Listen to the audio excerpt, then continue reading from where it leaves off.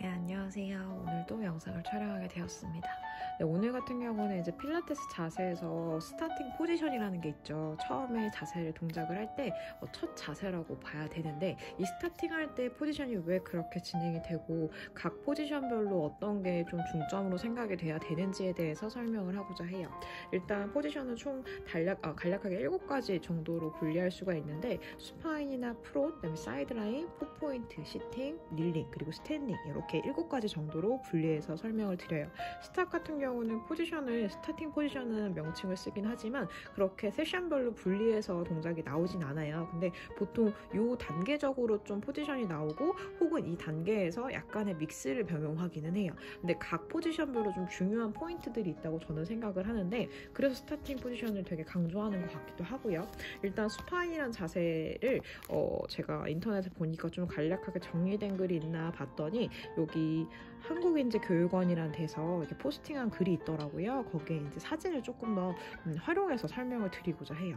일단 저희가 아는 수파인이란 포지션은 이렇게 누운 자세를 말을 하죠. 천장을 바라보고 누운 자세에서, 이 자세에서의 다리를 필 경우도 있고, 다리를 이렇게 무릎을 세워서 골반의 각을 뉴트럴로 유지할 수 있는 도움을 받을 때도 있어요. 보시면 좌골뼈라는 뼈가 앞을 향하게끔 발 뒤꿈치를 바라보게 자세를 취해서 뉴트럴 자세를 인지한 상태로 허리가 살짝 뜰 수 있게끔. 근데 사실 허리가 뜨는 건 뭐 살의 유무도 있잖아요. 뭐 허리가 두툼하신 분들은 사실 허리가 뜨지 않을 수도 있죠. 근데 그 안에 있는 뼈 같은 경우는 곡선을 이루게끔, 그래서 전방 커브인 목이랑 허리 부분에 전방 커브를 유지하는 그런 자세라고 보면 돼요. 사실상 이게 가장 기초적인 자세이고 제일 첫 번째 나오고, 그런 이유가 중력에서 가장 무리가 되지 않는 자세예요. 하물며 디스크가 있으신 분들은 이렇게 무릎을 세워서 허리에 무리를 주지 않게끔 하는 자세를 취하기도 하는데, 사실 무릎을 세웠는데 허리를 무릎을 세운 게 아니라 무릎을 세워서 허리를 뉴트럴을 만들지만 실질적으로 뉴트럴을 인지하지 않거나 좌골의 인지가 없는 분들은 무릎을 당겨오면, 다리를 피지 않고 무릎을 당겨오면 임프린트 자세로 바뀌어버릴 거예요. 그냥 허리가 무너져 있거나 허리를 바닥에 닿게끔. 근데 그거 자체도 사실 펠빅의 움직임, 뉴트럴이나 임프린트를 인지하게 하는 동작이 될 수도 있기 때문에, 이런 수파인 자세에서 이런 골반의 움직임이라든지 임프린트나 뉴트럴, 그 다음에 이렇게 흉곽에 립이 들리는 립타핑이라든지, 아니면 뭐 스카플라이 아이솔레이션을 주는 뭐 암서클을 그릴 때 그런 뒤에 피드백이라든지, 바닥면에 닿아있기 때문에 조금 더 인지력이 도움이 될 수 있고, 내가 어떤 움직임을 하는지, 그리고 어디가 어떻게 움직이는지 좀 더 느낄 수 있기 때문에 수파인 자세를 맨 처음에 자세에 취하게끔 하는 것 같아요. 그래서 수파인 같은 경우는 처음에 저희가 몸풀기 했을 때 소켓을 돌려야 되는 고관절이라나 뭐 아니면은 어깨 관절의 움직임을 줄 때도 사실 누워서 하는 자세들을 통해 인지를 하고, 뭐 팔을 올렸다가 내렸다 하는 자세를 통해서 이렇게 립타핑이 이루어지는지, 립케이지가 들리는지, 허리가 꺾이는지의 피드백, 그 다음에 그런 스카플 아이솔레이션 같은 원암을 그리면서 하는 동작으로서 피드백을 받기도 하고요.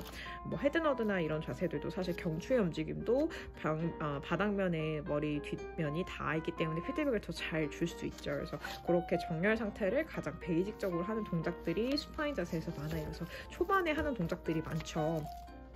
뭐 컬업이라든지 뭐 이런 동작들이 다 거의 다 그렇고, 컬업을 유지한 상태에서 레그 시리즈가 들어갈 수도 있고.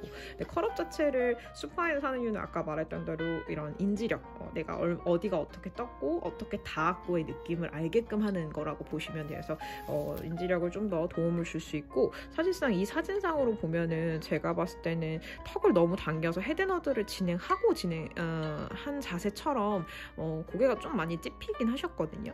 고개가 찝혔다기보다 사실 두턱이 된 턱에 찝히는 게 중요하기보다는 얼굴의 앞면의 각도가 바닥과 평행을 이루거나, 아니면 시선 자체가 수직하게 천장을 바라보고 있으셔야 돼요. 지금 눈을 감아서 본인이 어디를 보시는지 모르게끔 눈을 감은 자세로 돼서 그러실 수도 있는데, 살짝 고개가 너무 당겨져 있는 각도거든요. 저 같으면 눈을 떠서 정면을 향해서 천장을 바라보게끔 큐잉을 드릴 것 같고, 뒤에 후드 쪽에 내 눈꼬리 라인과 연결되어 있는 게 사실 경추 1, 2번이 같기 때문에 눈꼬리 라인이 바닥과 수직하게 떨어지게끔 두셔야 돼요. 뭐 너무 심하게 눈꼬리가 처지지 않고는 사실 그게 맞고, 그리고 다른 거는 그렇죠. 그래서 슈파인 자세가 이런 피드백을 주기 위해서 스타팅 포지션을 있다. 그래서 보면 제가 저희 선생님 중에 모던 필라테스 출신 선생님이 있어서 책을 제가 한번 보고 싶어서 달라고 했는데 이 모던 같은 경우는 이렇게 다 포지션을 분리해서 놨더라고요. 그래서 뭐 스타팅, 스파인 뭐 이렇게 포지션별로의 자세들이 있고 동작들이 있으신데 이런 거 자체도 순서가 딱 제가 말씀드렸던 이런 순서로 나오시고요. 그래서 그런 순서가 나온다는 것이 실질적으로 다 순차적으로 좀 난이도가 올라가는 거다라고 볼 수도 있고 중요 포인트들이 달라지는 거다라고 볼 수 있는데 스탯은 사실 조금 믹스돼 있어요. 수파인 했다가 프론 했다가 포포인트 했다 다시 수파인 했다가 뭐 이런 식으로 바뀌기 때문에 헌데 이런 자세들별로의 중요도는 다 있다라고 생각을 하셔야 되고 그러면 다음엔 프론 자세 한번 볼게요. 프론은 엎드려서 누운 자세를 말을 하죠. 이런 프론 자세에서 사실 지금도 이분 또 고개가 살짝 더 안으로 말려 있는 것 같아요. 저라면은 너무 푹 숙인 느낌이라 뒤통수 후방이 여기거든요. 지금 눈꼬리 라인이 이건데 살짝 들게 했을 것 같고 손의 높이를 바닥보다는 살짝 세우거나 아니면 손가락을 살짝 이렇게 이렇게 달걀 잡은 정도의 높이로 맞춰서 들었을 것 같아요. 사실 바닥에 누웠을 때 우리 안면, 눈, 코, 입 중에 제일 높은 데가 코잖아요. 코가 바닥에 닿을랑말랑하게 맞추는 높이가 얼추 맞으실까? 코가 너무 낮지 않고서는 사실상 그 높이가 맞는데 그 이유는 내 얼굴의 앞면과 뒷면의 중심 틀을 맞춘 거라고 봐야 되기 때문에 앞뒷면의 평행을 유지하는 각도를 맞추는 거지 이 시선 자체가 내려가거나 올라가면 그 면 자체가 틀어지거나 세워지는 각도로 바뀌기 때문에 바닥에서 수평을 이루게끔 눈, 코, 입의 아래를 향하되 코가 닿을랑말랑하게 유지하는 힘이라고 보시면 돼요. 근데 뭐 여성분들은 사실 뭐 가슴도 있고 또 여러 가지 신체적인 구조적으로 앞쪽에 있는 저항력으로 인해서 그 높이를 못 맞출 수도 있긴 한데 결국에는 등 라인, 경추 라인이 어느 한 각으로도 휘어지거나 꺾어지지 않게끔 하는 게 포인트라고 보시면 되고요. 그리고 프론 자세는 수파인과 다르게 전방 커브가 어차피 바닥을 향해 끌어내려가는 힘이 더 세다고 볼 수 있어요. 그래서 그거를 받치는 힘들이 조금 더 필요하기 때문에 백의 피드백을 좀 더 많이 느낄 수 있죠. 이미 내가 이렇게 놓여놓은 건지 이걸 뒤집어서 놓여놓은 건지에 따라 다른 건데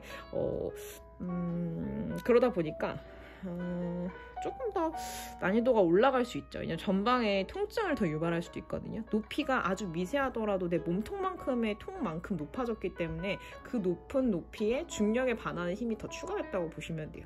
저희가 바닥에 앉아있을 때랑 서있을 때랑 떠있을 때랑 중력의 영향을 받는 게 다 다르잖아요. 그렇게 생각을 했을 때 만약에 제가 바닥에 있을 때 이 중력에 영향받는 거랑 그 다음에 아예 무중력 상태까지 더 높게 가지 않고 한 몇 미터만 뛰어놓은 상태라면 그 드는 힘 자체가 훨씬 더 많은 힘이 필요하죠. 그것처럼 지면에서 조금 떠있기 때문에 굳이 말하면 보여지진 않지만 이 중앙 내 몸을 관통하는 축대를 봤을 때 그 축대를 봤을 때 내 몸을 관통하는 축대에서 보면 그 축자체 자체가 바닥에서 좀 떠있는 거잖아요. 이렇게 관통하는 선이 있다고 봐야 되는 거니까 기준축이 여기 있으니까 얘가 바닥에 좀 떠있는 상태이기 때문에 아무래도 영향을 더 받을 수 있다는 거고 전방 커버가 다 앞으로 쏟아질 수 있다는 거예요. 그래서 수완 동작을 할 때 사실 프론 포지션에서 스타팅을 해서 하죠. 수완이라는 거는 전체 척추를 다 신전하는 동작인데 실적으로 전방 커브인 허리와 목 같은 경우는 어차피 전방이지만 후방인 흉추와 청골 같은 경우는 커브가 나와야지만 전방 커브로 형성할 수가 있죠. 그래서 여기가 너무 굳었거나 움직임이 안 나오는 분들한테는 뭐 브레스트 스트로크나 뭔가 그런 흉추의 전방 커브를 줄 수 있는 그런 동작들을 통해서 좀 푼 다음에 그 다음에 수완 동작을 진행해야지만 원래 목적성대로 수완을 할 수가 있고 그리고 허리가 너무 찝혀서 하는 분들 있잖아요. 전방 커브가 너무 원래 심해서 안테리어 틸트가 너무 심하거나 이런 분들은 그냥 허리를 꺾어서 일어나 버리는 동작으로 해버리는데 그런 분들한테는 이제 골반의 각도를 통해서 기울기를 맞춰서 너무 안테리어 되지 않게 살짝 포스티리어 되게끔 각도를 맞춰주는 힘도 필요하고 또 받쳐주는 아랫복부의 힘을 통해서 내가 허리가 찝힘보다는 좀 보완성 있는 받치는 큐잉을 줘야지만 허리의 통증이나 이런 게 좀 덜 하시겠죠. 그래서 엉덩이에 힘을 주고 둥근에 힘을 주고 아랫복부에 힘을 주라고 해야지만 보완성의 힘으로써 허리가 너무 꺾여서 올라가지 않을 거예요. 수완 같은 동작은. 그래서 프론 자세를 했을 때는 이런 전방 커브에 대한 피드백이라든지 좀 보완성의 힘을 인지를 하고 계셔야 회원들도 다치지 않고 무리 없이 동작을 진행하실 수 있을 거고 그 다음에 이제 사이드라인 동작을 들어가 보면요. 사이드 시리즈가 아예 있죠. 보면은 이렇게 사이드 킥이라는 동작도 나오고 어떻게 보면은 뭐 리프트 떼우는 시리즈 같은 것들이 더 나오는데, 사실 이런 사이드 자세 자체가 어떻게 보면은 뭐가 중요하냐면 가장 중요도 있는 골반. 여기 보면 이 중간에 있는 골반의 면이 앞뒷면, 전방과 후방, 그 다음에 좌측과 우측, 뭐 우측과 좌측의 이런 골반의 높이, 이런 거에 따라서 영향을 받죠. 이 틀 자체가 잘 수직하게 서 있어야 되는데, 굳이 말하면 럭비공 있잖아요. 럭비공처럼 생겼어요, 골반은. 그거를 입체적으로 보면. 근데 그 럭비공 모양을 내가 세우려면 잘 꽂혀야 될 거 아니에요, 그죠? 럭비공도 쓸 수는 있거든요, 그죠? 근데 점을 잘 찍어야 쓰지, 조금만 기울여도 그게 틀어지거나 휘어질 수 있죠. 그래서 그 점을 찍는 것처럼 좌우 대칭과 앞뒤 대칭이 다 맞으셔야 돼요. 그래서 뭐 힙 익스텐션이나 뭐 아니면 힙 플렉서나 아니면은 ASIS 위치가 다 정확하게 맞물려 있어야지만 이 사이드 라인의 포지션을 유지할 수가 있고, 그리고 이게 제일 중점이긴 하지만 이거 말고도 사실 다리도 있고 몸통도 있잖아요. 몸통도 사실 앞으로 라운드 숄더라든지 쏠려 있음이나 회전력이 진행되면 아무래도 얘가 아무리 잘 잡았다 해도 정렬은 아니죠. 그래서 이런 회전력이 있지 않게끔 손을 의존하지 않고, 손에 의존도는 없게 해야겠지만 손을 지지해서라도 이 축대가 앞으로 쏠리거나 기울지 않게끔 하시는 게 중요하죠. 이때 시선도 마찬가지예요. 정면을 바라보셔야지 아래를 바라보거나 바닥을 바라보시면 내 회전력을 좀 더 도모할 수 있기 때문에 시선 처리 중요하시고, 그 다음에 손바닥을 이렇게 내려놓지만, 저 같은 경우는 사실 거미손에서 핑거팁으로 손을 이렇게 찍게끔 동작을 하거든요. 찍으면 아무래도 의존도가 더 적어져요. 손 바닥면을 쓰면 이 바닥면의 지지면이 넓어지면서 내가 의존하는 힘이 더 많이 형성이 되기 때문에 선생님도 한번 해보시면 좋을 거예요. 자세를 취했을 때 핑거팁으로 할 때랑 손 바닥을 지지할 때랑은 의존도의 차이가 크다. 그래서 내 몸통의 유지성의 힘을 쇄골이라든지 어깨 라인이 수평을 유지하고 수직하게 바닥을 정면에 향할 수 있게끔 만들어 놓게끔 하는 것 정도지, 손 자체를 의지해서 내 몸을 거기다 지탱하고 있지 않게끔 수행해 주셔야 되고, 그리고 동작이 여기서 이제 다리가 들리거나 하면 아무래도 포지션들이 바뀌기 때문에 유지성의 힘이 유혹에 빠지죠. 유혹에 빠진다는 표현이 그렇게 하지만 흔들림이 더 많아질 수 있죠. 그때마다 더 잡아주는 힘을 집중하지 않으면 틀어짐이라는 게 발생될 수밖에 없어요. 그래서 다리를 들거나 뭐 두 다리를 들든 한 다리를 들든 두 다리 원을 그리든 뭘 하든 간에 내가 중심을 잡는 코어의 힘을 계속 인지해야 된다는 거, 그래서 그렇게 설명을 드리면 더 좋고, 그리고 이거 같은 경우는 위아래로 움직이는 동작이기 때문에 앞면과 앞뒷면의 후방 전방이 틀어지거나 돌아가지 않게끔 하는 게 중요해요. 그거에 대한 포인트를 잘 두셔야 돼요. 그리고 그다음에 포포인트 자세를 또 설명드리고자 해요. 포포인트가 사실 되게 어려운 자세인데 초반에 나오거나 아니면 산전으로 많이 배우고 이러다 보니까 뭐 무게가 힘들고 뭔가 저항력이나 이런 이슈를 가지고 있는 사람이 하는 거라고 생각해서 되게 쉬운 자세라고 생각을 하시는데 전혀 아니에요. 사실 의존도에 의존도가 커져서 사지를 의존하는 자세로 들어가기 때문에 훨씬 더 코어가 집중적이어야 되고 인지력이 더 높으셔야지만 가능한 동작이에요. 그래서 포포인트 자세를 잘못하시는 분들을 보면 허리라든지 이런 목의 부분에 통증을 호소하시는, 다 전방 커브죠. 아까도 프론에서 말씀드렸다시피 전방으로 빠지는 걸 중력에서 내리 찍는 힘을 받고 높이가 더 높아졌기 때문에 뭐 우리가 흔들리는 다리를 건너는데 그 다리의 높이가 엄청 높아요. 제일 불안을 떨 수 있는 10m? 11m라고 치면 얼마나 불안할까요? 근데 바닥에 거의 가까워요. 그러면 사실 그렇게 불안하진 않겠죠. 외줄타기를 한다고 생각을 했어도 내가 높이가 높아질수록 불안감은 더 커질 수밖에 없어요. 그죠? 저항력도 많아지고 주변에 그런 힘이라든지 높이가 높아질 만큼 중력의 영향도 커지니까 그런 것 때문에 내가 훨씬 더 집중을 코어에 하셔야 되는데, 요거 같은 경우는 우리가 몸을 그냥 샌드위치처럼 단순하게 박스 형태로 보면 앞면과 뒷면 두 개 다 올려야 되는 거거든요. 근데 백도 줘야 되지만 앞에도 줘야 돼요. 근데 이 앞에를 안 주는 게 문제고 이 면보다 내 다리나 팔의 의존이 커지는 게 문제거든요. 그래서 포인트라는 건 포인트를 내 구간으로 찝긴 했지만 내 몸 면이 버티는 힘인 거지 손바닥이나 무릎의 위치에서 버티는 힘이 아니라고 생각해야 돼요. 그래서 이런 같은 경우는 저 같은 경우는 뭐 프로트랙션이나 리트레시 통해서 내가 대흉근을 쓰고 접고 내가 이걸 유지하는 힘을 좀 인지한 다음에 동작을 시키기도 하거든요. 예를 들면 우리 캐딜락